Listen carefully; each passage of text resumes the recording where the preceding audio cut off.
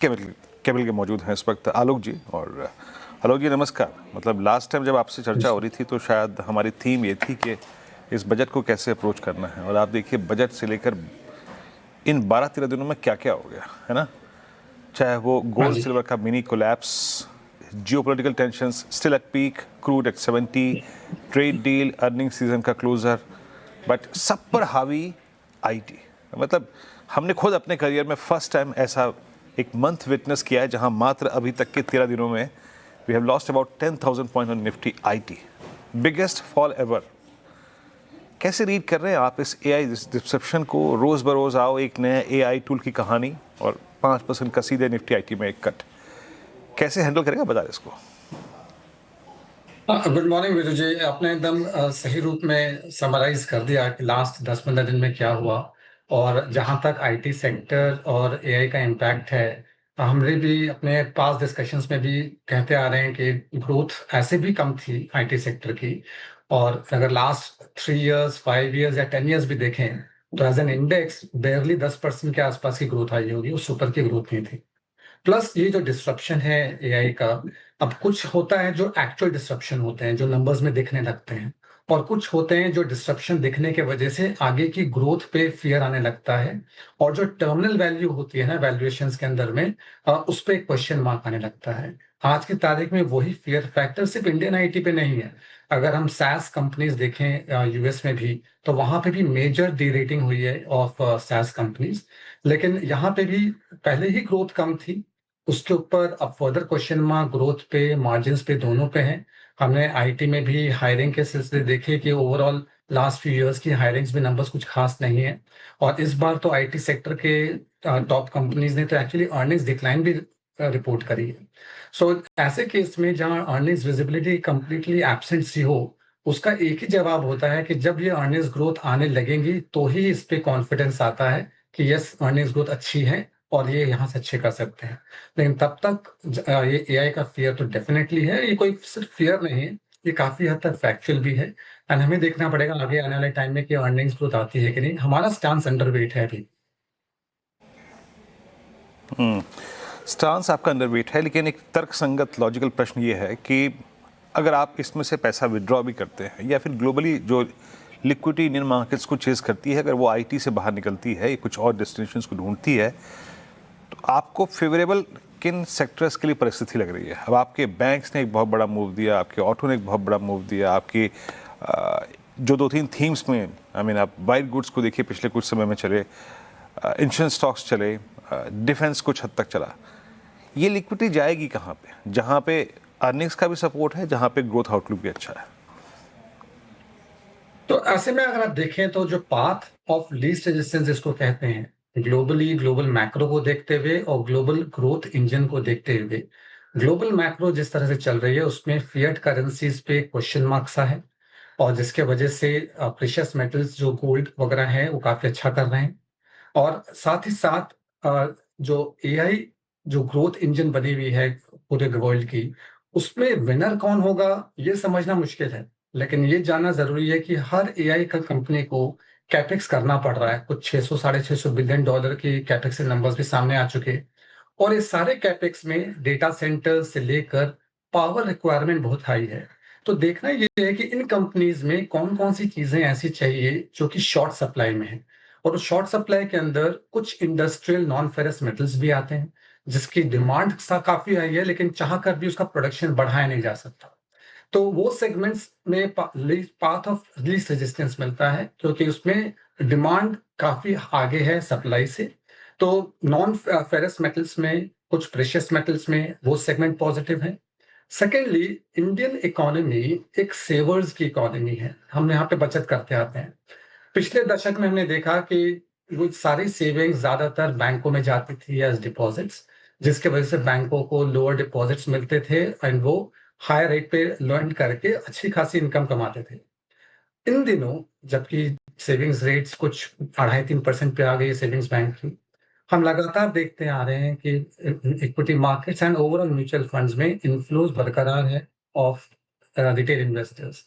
तो capital market जो segment है, right from exchanges to the brokers, wealth managers and asset managers, वो segment में ग्रोथ काफ़ी अच्छी है और उनके कैपिटल भी और बैलेंस शीट भी काफ़ी स्ट्रॉन्ग रहते हैं। तो ये 2 सेगमेंट काफ़ी पॉजिटिव हैं। थर्डली जो लेंडिंग बिज़नेसेस होते हैं, जो फाइनेंशियल्स का आपने ज़िक्र किया, सोचने की बात है कि पीएसयू बैंक्स की नेट एनपीए ये लगातार चौथा क्वार्टर है कि पीएसयू बैंक्स की नेट एनपीए प्राइवेट बैंक्स के एनपीए के बराबर है या बेटर है। ये यूजुअली हिस्ट्री में नहीं हुआ था।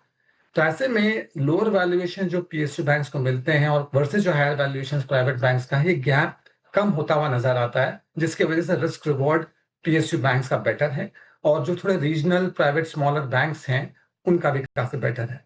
तो ये 3 सेगमेंट्स ऐसे हैं जहां पे ग्रोथ भी अच्छी है, बैलेंस शीट भी अच्छी है और रास्ते में ज्यादा रुकावटें नहीं। ओके आलोक जी, गुड मॉर्निंग। श्रेया बात कर रही हूँ। आपने मेटल्स, प्रेशियस मेटल्स का जिक्र किया, कैपिटल मार्केट स्पेस, बैंक्स और एनबीएफसीज, लेकिन आज सर ये मुथूट फाइनेंस देखा मैंने 12% का तगड़ा इस पर डेंट पड़ा है आज के सत्र में। रिजल्ट ठीक था लेकिन जिस तरीके से गोल्ड प्राइसेस थोड़े गिर रहे हैं, तो आपसे मैं ये जानना चाहूँगी गोल्ड फाइनेंसिंग कंपनीज को लेकर क्या व्यू बन रहा है आपका सर? गोल्ड फाइनेंसिंग कंपनीज पे व्यू काफी पॉजिटिव है एंड इनके रिजल्ट्स भी बहुत अच्छे आए हैं। अब एक दिन का फॉल को असेस करना थोड़ा डिफिकल्ट होता है। आज के फॉल के बाद भी अगर मेरे आंकड़े राइट है तो लास्ट 1 साल में स्टॉक कुछ 50-60% ऊपर ही है। तो मार्केट्स कई बार थोड़ा एक्सेस आगे या पीछे हो सकते हैं स्टॉक लेवल पे 1 या 2 दिन। लेकिन इम्पोर्टेंट ये है कि rising gold prices in general तो ऊपर ही हैं, स्ट्रॉन्ग ही हैं। राइजिंग गोल्ड प्राइसेस में इन कंपनीज के लिए रेवेन्यू भी बढ़ती है एट अ हायर पेस और साथ साथ में मार्जिन भी जोर से एक्सपैंड होते हैं। ऑलरेडी हायर एक्सपेक्टेशंस पर इस कंपनी के रिजल्ट्स एक्सपेक्टेशन से काफी बेटर आए हैं। अब वो तो लोगों की पोजीशनिंग होती है, उसके बेसिस पे 1-2 दिन के ना मार्केट प्राइसेस मूव कर सकते हैं, उस पे कमेंट करना थोड़ा मुश्किल है। लेकिन इन कंपनीज पर और स्पेशली जो लीडिंग कंपनीज हैं इनमें उसमें हमारा व्यू भी पॉजिटिव है, स्टांस भी ओवरवेट है। ओके आलोक जी, आपने डिफेंस स्पेस का जिक्र नहीं किया, इस पर मैं व्यू जानना चाहूँगी आपका, क्योंकि पिछले साल हमने देखा capital market space, defence space ने मतलब अच्छे परफॉर्मेंस दिखाई थी। क्या लग रहा है आपका डिफेंस स्पेस पर व्यू क्या बन रहा है? और जिस तरीके से नंबर्स आए हैं अच्छे ही आए हैं और जिस तरीके से ऑर्डर्स आ रहे हैं सर वो भी अच्छे हैं, तो क्या यहाँ पर भी पॉजिटिव है आप? यस, डिफेंस स्पेस में भी पॉजिटिव हैं और डिफेंस स्पेस में हमारे हिसाब से तो अगले 10 साल तक के लिए भी बहुत अच्छी स्पेस है। जैसा कि आपने नोट किया कि जियोपॉलिटिकल टेंशन जिस तरह से बढ़ रहे हैं, उसमें आत्मनिर्भरता का एंगल आना बहुत ज़रूरी है और इंडिया में ज़्यादातर पहले इंपोर्ट्स बहुत ज़्यादा होते थे। अब डोमेस्टिक कंजम्पशन बढ़ाने के लिए और डोमेस्टिकली मैन्युफैक्चर करने के लिए उनकी ऑर्डर बुक काफ़ी अच्छे से बढ़ रही है। तो उसकी जो लीडिंग कंपनीज़ हैं उनमें उनके ऑर्डर बुक भी अच्छे हैं, उनके रिजल्ट डिलीवरी भी काफ़ी अच्छी है। ज़ाहिर है इस सेगमेंट में बिकॉज़ ये इंडस्ट्रियल और सिक्लिकल होता है, इसमें उतार-चढ़ाव तेज़ी से आ सकते हैं। लेकिन अगले काफ़ी सालों के लिए इसमें व्यू हमारा पॉज़िटिव है और इस बार के बजट में भी जो एलोकेशन किया गया डिफेंस को, उसमें ग्रोथ नंबर्स काफ़ी अच्छे हैं। तो जिसकी वजह से डिफेंस ओवरऑल इंडस्ट्रीज और मैन्युफैक्चरिंग में डिफेंस स्पेस पे व्यू ज़्यादा पॉज़िटिव है। डिफेंस स्पेस पे मूव व्यू जो है वो पॉजिटिव है। Meanwhile Nifty hitting almost 25,530, यानी अब हम डे लो की ट्रेजेक्ट्री में आके ट्रेड करते हुए, और बैंक निफ्टी जो हमारी एक स्ट्रॉन्ग पॉकेट थी वो भी थोड़ा सा अनवाइंडिंग मोड में है। आज फर्स्ट टाइम अगर आप देखें तो ये ट्रेवल कर रहा है टूवर्ड्स 10 EMI, इतना नियर आ चुका है 10 दिन के मूविंग एवरेज के आसपास है। अच्छा, और कुछ पॉकेट्स को ढूंढते हैं जहां पर एक लॉन्गर टर्म व्यू हमें बनाना चाहिए इस प्राइस पे। आलोक जी, आते हैं तो ऐसी बास्केट पे जहां पे एक एक बीइंग सिक्लिकल अच्छा पैसा बन के हम बना चुके हैं मेटल्स, फेरस नॉन फेरस दोनों। हालांकि फेरस के लिए उतने नेगेटिव सर्कमस्टेंसेस अभी भी नहीं है, but do you think that कि ये मेटल्स की साइकिल अब एक बहुत ही मैच्योर और मैच्योर से अब थोड़ी सी अनवाइंडिंग की स्टेज में आ रही है? आपने हिंडाल्को के नंबर्स देखे होंगे। आपका टेक क्या है? मेटल्स अगर आपके ट्रेडिंग पोर्टफोलियो या फिर इन्वेस्टमेंट पोर्टफोलियो में इस साइकिल में था तो अब क्या करना चाहिए उसमें? मेटल्स पे हमारा व्यू और स्टांस दोनों ही पॉजिटिव हैं। मेटल्स को 3 पार्ट में ज़रूर डिवाइड करना चाहिए। एक होते हैं प्रेशियस मेटल्स और दूसरे जो इंडस्ट्रियल मेटल्स है उसको 2 पार्ट में डिवाइड करें, नॉन फेरस और फेरस। जो प्रेशियस मेटल्स हैं उनकी डिमांड आती है बिकॉज़ उनकी जो मॉनेटरी वैल्यू है। जब फिएट करेंसीज़ पे कॉन्फिडेंस कम होता है, तब इनकी वैल्यू ज़्यादा बढ़ती है। तो जो डी-डॉलराइजेशन का ट्रेड है ग्लोबली, जो कि हल्के-हल्के करके बढ़ रहा है, उससे गोल्ड और प्रेशियस मेटल में स्पेशली गोल्ड, उसके ऊपर में व्यू पॉजिटिव बनता है। तो इसका सबसे इम्पोर्टेंट डेटा ये है कि सेंट्रल बैंकर्स अपने बैलेंस शीट में फॉरेक्स रिजर्व्स का सबसे हाईएस्ट पार्ट यूएस ट्रेजरीज में रखा करते थे। 30 साल में ये पहली बार हुआ है कि फॉरेक्स रिजर्व्स में हायर पार्ट अब गोल्ड का हो गया है कंपेयर टू यूएस ट्रेजरीज। तो ये सिर्फ एक इंडिविजुअल की या कुछ इंडिविजुअल्स की सोच नहीं है। Combined central bankers of the world मिलके उनकी एक्सपोजर गोल्ड पे ज्यादा है कंपेयर टू यूएस ट्रेजरीज। तो ये कहती है कि ये डायरेक्शनल ट्रेड है, जो कि वो गोल्ड को ऐसा मेन मॉनेटरी सेविंग एसेट बनाना चाह रहे हैं। जहां तक इंडस्ट्रियल यूज का सवाल है, जैसे हमने कहा कि एआई की डिमांड, एआई की कैपेक्स पे डेफिनेटली बहुत पावर की जरूरत है। आज क्रिप्टो करेंसीज के माइनिंग में भी ज्यादा पावर की जरूरत है। रिन्यूएबल एनर्जी में जाएं तो माइनिंग पावर की जरूरत है। यूएस जैसे बड़े कंट्री के ग्रिड सिस्टम्स काफी पुराने हो गए हैं, उनको रिन्यूएबल की जरूरत है। तो ओवरऑल पावर जिसके पास ज्यादा रहेगी वही कंट्री ज्यादा सक्षम रह सकता है। और जहां तक पावर जनरेशन और ट्रांसमिशन का सवाल है, ऐसे केसेस में कुछ जो मेटल ज्यादा इंपॉर्टेंट हैं, जिसकी डिमांड तो काफी हाई और इनइलास्टिक सी है, लेकिन सप्लाई उतनी नहीं है, उनमें आते हैं सिल्वर और कॉपर। कॉपर के लिए कहते हैं कि आइडेंटिफिकेशन से लेके माइनिंग तक में एवरेज 17 साल लग जाते हैं। कुछ एजेंसीज का कहना है कि नेक्स्ट 10 साल तक की एग्जिस्टिंग कैपेसिटी और जो फ्रेश कैपेसिटीज आ रही हैं, वो 70% भी डिमांड मीट नहीं कर पाएंगी, कुछ एजेंसीज का कहना है। तो ऐसे केस में अगर कोई कमोडिटी की डिमांड इनइलास्टिक सी होती है और प्राइसेस भले ही नियर टर्म में 6 महीने साल भर देखने से हायर लगते हों, लेकिन लास्ट 10 15 20 साल की मूवमेंट कोई बड़ी हाई नहीं है, ऐसे केसेस में उनमें एक टेलविंड सा बना रहता है, जिसकी वजह से वो कमोडिटीज पे हमारा व्यू काफी पॉजिटिव है।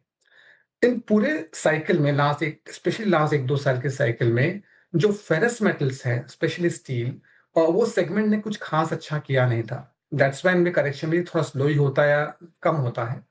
लेकिन स्टील की सबसे बड़ी प्रॉब्लम थी कि हमेशा से यहाँ पे डिमांड से ज्यादा सप्लाई रही। चाइना सबसे बड़ा प्रोड्यूसर है। चाइना ने कोशिश करी कि वो प्रोडक्शन कम करे। 2025 के प्रोडक्शन 2018 से भी कम है। लेकिन जो चाइना की डोमेस्टिक डिमांड है, जो प्राइमरीली रेसिडेंशियल साइड से आती है, वहां पे डिमांड डिस्ट्रक्शन ज्यादा हुई, जिसके वजह से उनको एक्सपोर्ट ज्यादा करना पड़ा। हाल ही में चाइना ने कुछ रूल्स चेंज किए हैं, जिसके वजह से एक्सपेक्टेड है कि डोमेस्टिक रेसिडेंशियल डिमांड बढ़ेगी, जिसके वजह से लास्ट कुछ टाइम में स्टील प्राइसेस में थोड़ी तेजी देखने को मिली। लेकिन ओवरऑल टेकिंग ऑर्डर यही है, सबसे स्ट्रक्चरल प्रेशियस मेटल्स पे पॉजिटिव आता है, फिर कुछ चुने हुए इंडस्ट्रियल नॉन फेरस मेटल्स पे, उसके बाद आते हैं फेरस मेटल्स। लेकिन व्यू इस सेगमेंट में पॉजिटिव है। हम as an economy, as a global economy, hard assets की तरफ ज्यादा बढ़ रहे हैं कंपेयर टू द डिजिटल या फिजिकल फाइनेंशियल एसेट्स। एंड जितना हम टेक्नोलॉजी की तरफ जा रहे हैं, उतने ही हमें पावर और इस फिजिकल एसेट्स की ज्यादा जरूरत पड़ रही है।